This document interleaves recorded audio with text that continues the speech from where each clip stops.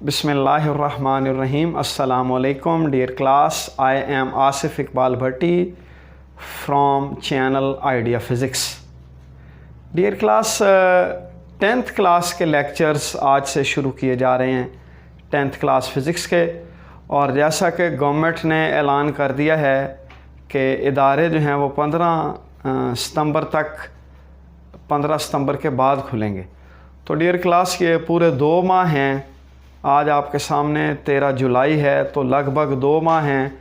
इन 2 माह में आप पहले ही अपना बहुत वक्त जो है ज़ाया कर चुके हैं, तो हम नहीं चाहते कि आपका मज़ीद टाइम ज़ाया हो। तो आपने इन लेक्चर्स को रोज़ाना की बुनियाद पे तैयार किया करना है, वीडियो देखनी है, अपने नोट्स बना लेने हैं। मैथमेटिकल स्टेप्स जो हैं वो आपने रफ़ दस्ते पे नोट कर लिया करने हैं। बाकी डेफिनेशन आपने नोट करके उनको याद किया करनी है।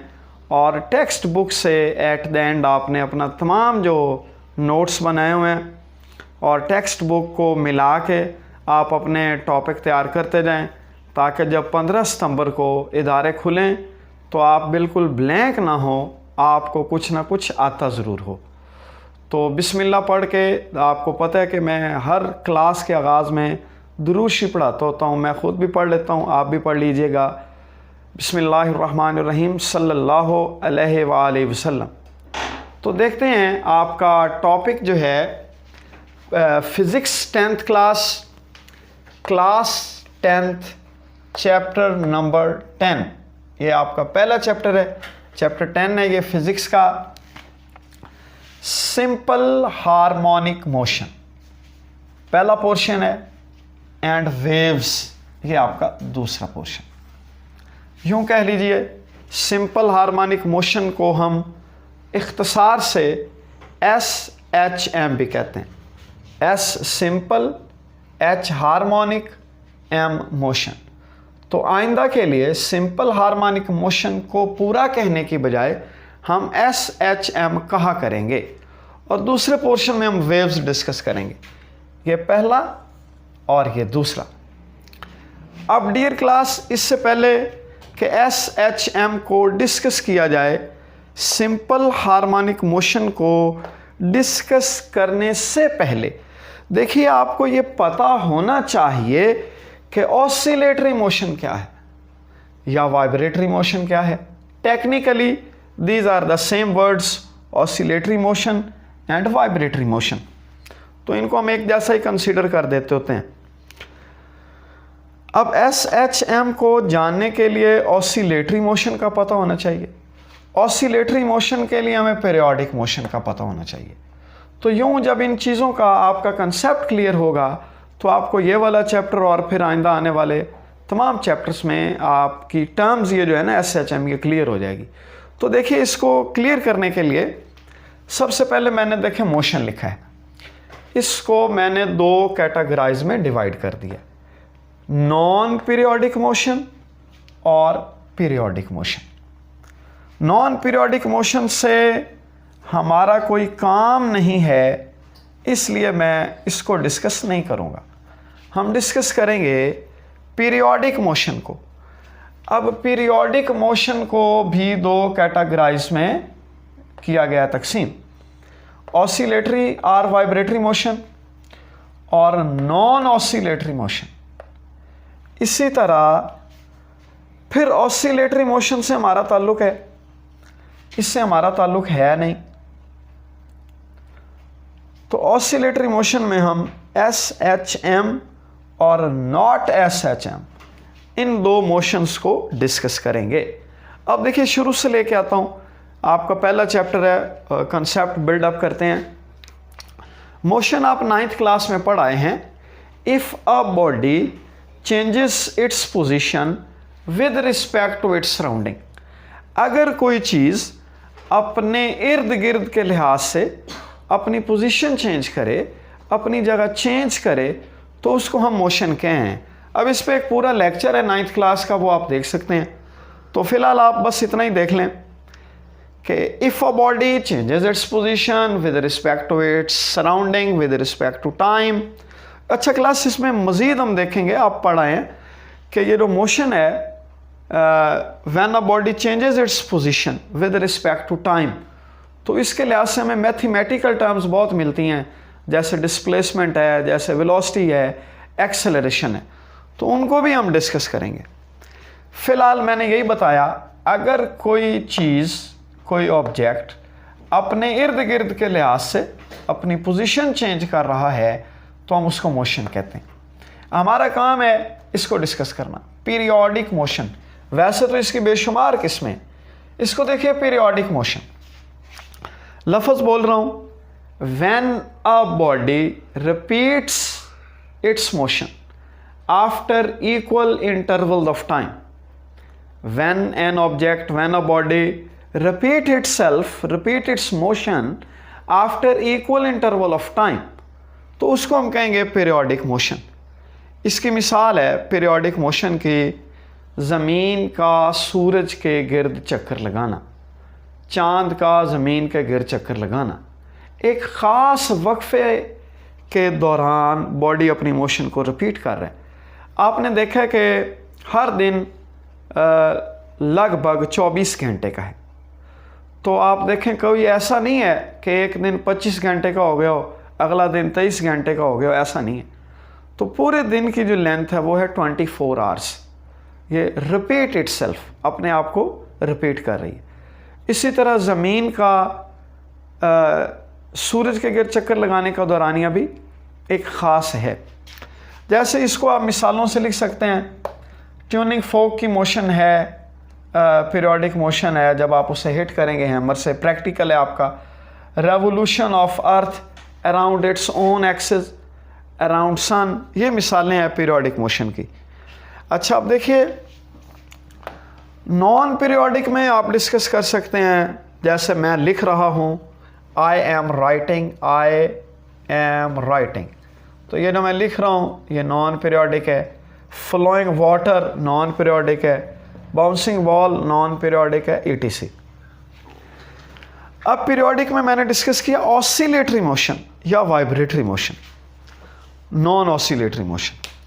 ऑसिलेटरी मोशन ऐसी मोशन है जब कोई बॉडी एक ख़ास पॉइंट के आगे और पीछे, ये देखिए ये एक पॉइंट है, मान लीजिए आप जैसे आपने स्विंग झूला लिया हो, पींग की हरकत,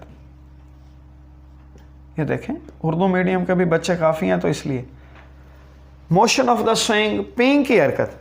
आप देखें ये आप इधर भी जा रहे हैं, इधर भी जा रहे हैं, इधर भी जा रहे हैं, इधर भी जा रहे हैं, तो ये जो मोशन ऑफ द स्विंग है या पींग की हरकत है, इसको हम ऑसिलेटरी मोशन कहते हैं। इसी तरह ये आपका सिंपल पेंडुलम है, पूरा एक टॉपिक है, नेक्स्ट आ रहा है, ये motion of the simple pendulum, ये भी सिंपल पेंडुलम, ये भी जब ये ख़ास पोजीशन से आगे और पीछे जाएगा, ये भी ऑसिलेटरी या वाइब्रेटरी मोशन है। इसी तरह मैस को आप एक स्प्रिंग के साथ बांध देंगे, वो भी ऑसिलेटरी मोशन है। इसी तरह बॉल एंड बाउल, ये आपका एक बाउल है, कोई प्याला है, आपने यहाँ से एक बॉल फेंका, ये बॉल इधर जाएगा, इधर जाएगा, इधर जाएगा, इधर, ये बॉल एंड बाउल भी ऑसिलेटरी या वाइब्रेटरी मोशन है। एक ख़ास पॉइंट से बॉडी का आगे पीछे या ऊपर नीचे हरकत करना, इसको हम कहते हैं vibratory motion.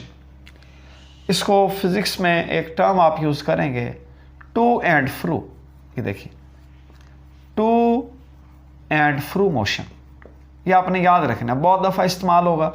To and fro motion of a body is called vibratory और oscillatory motion.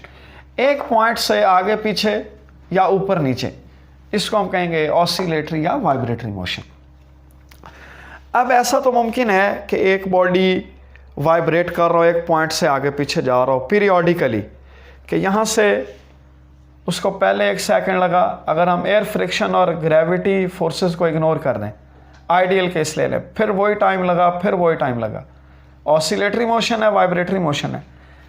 Non oscillatory motion में आपने कई दफ़ा देखा होगा कि बचपन में आप गाटियाँ पेचे खेलते होंगे, तो आपने पत्थर को डोरी के साथ बांधा, और पत्थर जो डोरी के साथ बांधा वो ऐसे जब आपने उसको घुमाया तो वो ये आपकी पीरियोडिक मोशन तो है, रेगुलर इंटरवल से अगर आप घुमा रहे हैं, लेकिन ये नॉन ऑसिलेटरी मोशन है। इसी तरह नॉन ऑसिलेटरी मोशन में body to and fro move नहीं करेगा, इसमें body to and fro move करेगा। अब देखते हैं ऑसिलेटरी मोशन में जो हमने डिस्कस करना है, SHM सिंपल हार्मोनिक मोशन को। इसके साथ नॉट SHM मोशन जो ऑसिलेटरी तो है लेकिन सिंपल हार्मोनिक मोशन नहीं है। इसमें आप पिस्टन ऑफ द इंजन, गाड़ियों के पिस्टन वगैरह को हम नॉट SHM मोशन होती है वो। इधर आ जाए, अब जो हमारा टॉपिक है वो है सिंपल हार्मोनिक मोशन और टॉपिक डिस्कस करेंगे मैस स्प्रिंग सिस्टम। अब मैस स्प्रिंग सिस्टम को मैं डिस्कस करूंगा कि इसकी जो मोशन है वो सिंपल हार्मोनिक मोशन होती है।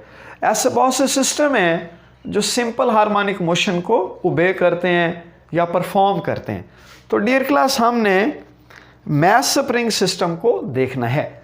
तो इसका अगर आप स्क्रीनशॉट लेना चाहें, स्क्रीनशॉट ले लीजिए, फिर मैं इसको अरेज करके अपने टॉपिक की तरफ आऊँगा, SHM।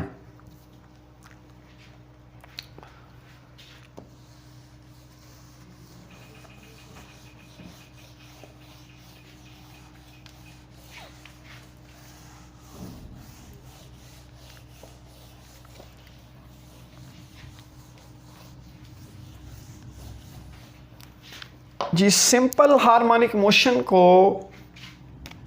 हम डिस्कस कर रहे थे SHM। तो इसके लिए हम क्या करेंगे, हमने ये एक स्प्रिंग लिया, देखिए ज़रा, ये एक स्प्रिंग है, इस स्प्रिंग के साथ एक मैस अटैच कर दिया, ये देखिए, ये एक मैस, और इस स्प्रिंग के सिरे को एक रिजिड सपोर्ट के साथ हमने बांध दिया। यहां से हमने इसको टाई कर दिया, बांध दिया। अब इस सारे सिस्टम को हमने रखना है एक फ्रिक्शनलेस सरफेस। देखिए, ये मेरे पास एक सरफेस है, इसको मैं कह देता हूं फ्रिक्शनलेस, ऊपर लिख, फ्रिक्शन, FRIC, फ्रिक्शनलेस। अब इसका ये मतलब हरगिज़ नहीं है कि ये मैस स्प्रिंग सिस्टम जो है ये किसी ऐसी सरफेस पे पड़ा है जिसकी फ्रिक्शन ज़ीरो है। तो फ्रिक्शनलेस ये आइडियल केस है कि बॉडी की फ्रिक्शन रगड़ ज़ीरो हो जाए, ऐसा नामुमकिन है, ये कोई आइडियल कंडीशन नहीं। आइडियल कंडीशन में फ्रिक्शन ज़ीरो होती है।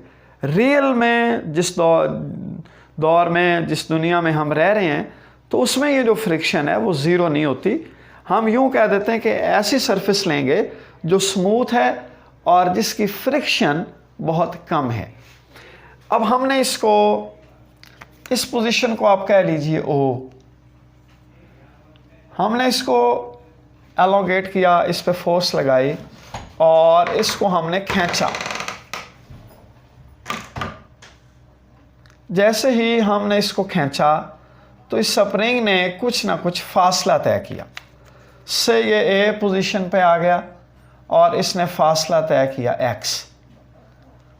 तो डियर क्लास, हमने जितनी ज़्यादा फोर्स लगाएंगे ये फासला उतना ही ज़्यादा तय होगा। जितना हम स्प्रिंग पे फोर्स ज़्यादा लगाएंगे ये फासला उतना ज़्यादा होगा। इसको मैथमेटिकली हम कहेंगे F is directly proportional to X। इसका मतलब है ये एक्सटेंशन अगर हमें ज़्यादा चाहिए तो हम फोर्स ज़्यादा लगाएंगे, एक्सटेंशन कम चाहिए तो फोर्स कम लगाएंगे। इसको कहते हैं force is directly proportional to displacement, और ये है हुक्स लॉ। इसको हटाते हैं, दो चीज़ें आती हैं, F is equal to KX। This is called Hooke's law. Hooke's एक साइंसदान का नाम है, वो कहता है force is directly proportional to the displacement with an elastic limit. Elastic limit के अंदर रहते हुए आपने जो फोर्स अप्लाई की है वो डिस्प्लेसमेंट के डायरेक्टली प्रोपोर्शनल है। अभी बताया जितनी डिस्प्लेसमेंट ज़्यादा होगी हमें उतनी ज़्यादा फोर्स दरकार है। ये इसको कहते हैं अप्लाइड फोर्स, जो मैंने लगाई इधर। अब स्प्रिंग भी इस पे फोर्स लगाएगा। मैंने इसको दाईं जानिब खींचा, स्प्रिंग इसको इधर बाईं जानिब खींचेगा, मीन पोजीशन की जानिब खींचेगा। तो स्प्रिंग की लगाई गई फोर्स को हम कहेंगे रीस्टोरिंग फोर्स। सुनिए, डेफिनेशन नोट कर लीजिए। स्प्रिंग जो इस पे फोर्स लगा रहा है इसको बैक लाने के लिए, वापस लाने के लिए, उसको हम कहेंगे restoring force, elastic restoring force. The force which brings the system back to its initial position. The force which brings the system back to its initial position is called elastic restoring force, और उसको मैं यूं कह दूंगा negative kx। अब यहां पे ये जो नेगेटिव है ये इसलिए है कि स्प्रिंग इसको ये अपनी इधर सेंटर की जानिब खींच रहा है, या इसकी डायरेक्शन टुवर्ड्स द सेंटर है, इसलिए ये नेगेटिव है। के है जी स्प्रिंग कांस्टेंट। यहां से देखें आप, K is equal to F over X. इसका यूनिट आ जाता होता है एमसीक्यूज में। आप जानते हैं एफ का यूनिट न्यूटन है, एक्स का यूनिट मीटर है, तो K का यूनिट हो जाएगा न्यूटन पर मीटर, ये याद रखिएगा। डियर क्लास, ये जो K है, K को हम कहते हैं spring constant. K is called spring constant. यूं कह लीजिए कि अगर मैंने 1 मीटर एक्सटेंशन पैदा की, 1 मीटर, तो मुझे कितनी फोर्स लगी, ये आपको K बताएगा। मैंने 2 मीटर एक्सटेंशन पैदा की, एक्सटेंशन, तो मुझे कितनी फोर्स लगी, कितनी फोर्स रिक्वायर्ड, ये आपका K है। और आपने याद रखना है ये K जो है ये स्प्रिंग की हार्डनेस पे और सॉफ्टनेस पे डिपेंड करेगा। अगर आपने स्प्रिंग को खींचा, ऐसे आसानी से खींचा चला गया, स्प्रिंग लूज है, सॉफ्ट है, तो आपका K स्मॉल होगा। K स्मॉल होगा अगर आपका स्प्रिंग सॉफ्ट है, लूज है। K ज़्यादा होगा अगर आपका जो स्प्रिंग है ये हार्ड है, ये स्टिफ है। ये एमसीक्यूज के लिए आपने बात याद रखनी थी। अब आप जानते हैं from Newton second law you know class F is equal to ma। इस पर इधर पुट कर दीजिए, ma, F is equal to ma minus kx। तो A लेने में इंटरेस्टेड हूँ, A चाहता हूँ, minus K over M into x. अच्छा डियर क्लास, अगर ये एक ही स्प्रिंग है, हमने स्प्रिंग चेंज नहीं कर रहे, तो उसका K कांस्टेंट होगा। ये स्प्रिंग है, इसका K कांस्टेंट होगा और इसका M भी कांस्टेंट होगा। तो ये वाला फैक्टर, ये वाला, इसको मैं कह देता हूँ ये कांस्टेंट है।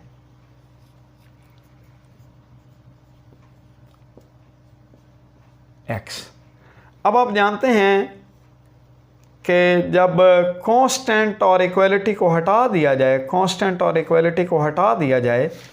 तो प्रोपोर्शनैलिटी आता है। कांस्टेंट और इक्वलिटी को हटाएगी, ये प्रोपोर्शनैलिटी आ गया, ये नेगेटिव एक्स। ये स्प्रिंग यहाँ पे पड़ा था, ये तीसरी डायग्राम भी आपने लाजमी बनानी है, ये मैंने नहीं बनाई, उसी वक्त बनानी चाहिए थी। ये यहाँ से वापस आएगा। ये स्प्रिंग आपने इसको खींचा है, इसमें एलोंगेशन पैदा हुई है।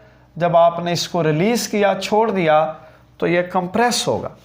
ये देखिए कंप्रेस होगा, तो ये मैस जो यहाँ पे थी ये पोजीशन बी पे आ जाएगी। ये रिस्टोरिंग, ये बी पे आ जाएगी। तो ये आपने उसको खींचा, ये आपने उसको रिलीज़ किया। ये आपकी फिग ए है, फिग ए, ये फिग बी है, ये फिग सी है। ये बड़ा इंपॉर्टेंट टॉपिक है, इसको आपने याद लाजमी करना है, ये पेपर में कई दफ़ा आया हुआ है।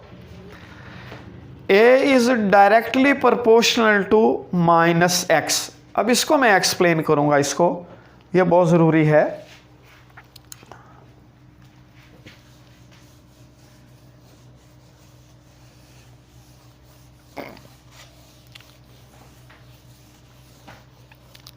ये देखिए क्लास, जो हमारा फाइनल रिलेशन आया, a is directly proportional to minus x, इसी को हम कहते हैं एस एच एम।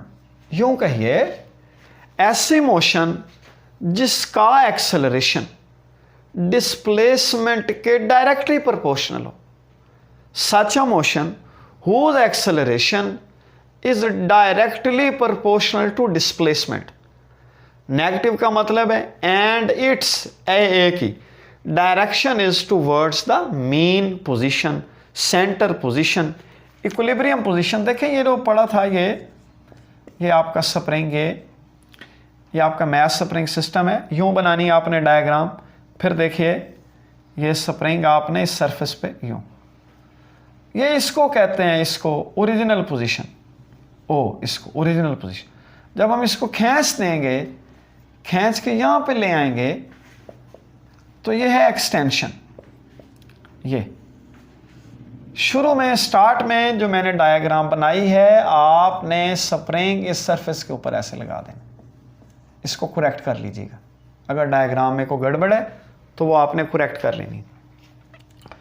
ये देखिए, इस स्प्रिंग को, इस पोजीशन को, इस स्प्रिंग की इस पोजीशन को हमने कहना है equilibrium position, mean position, centre position. ये तीन नाम, आप इसको इक्विलिब्रियम पोजीशन कह दें, मीन पोजीशन कह दें, जो मर्जी कह दें। इसको आपने कहना है एक्सट्रीम पोजीशन। इसी तरह जब कंप्रेस होकर इधर आएगा तो इसको भी आपने कहना है एक्सट्रीम पोजीशन। ये एक तरफ एक्सट्रीम है, ये दूसरी तरफ एक्सट्रीम है। तो such a motion in which acceleration is directly proportional to displacement, acceleration is directly proportional to displacement and its direction is towards the mean position is called SHM।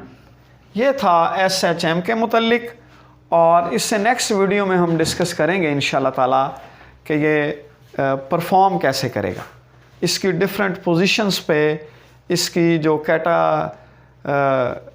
Characteristics हैं वो क्या होंगी। तो डियर क्लास, घर में रहिए, safe रहिए, और हमारा जो चैनल है आइडिया फ़िज़िक्स, इसको आप सब्सक्राइब लाजमी कीजिए और बेल आइकन को लाजमी प्रेस कीजिए। बेस्ट विशेज़ हैं। अल्लाह हाफ़िज़।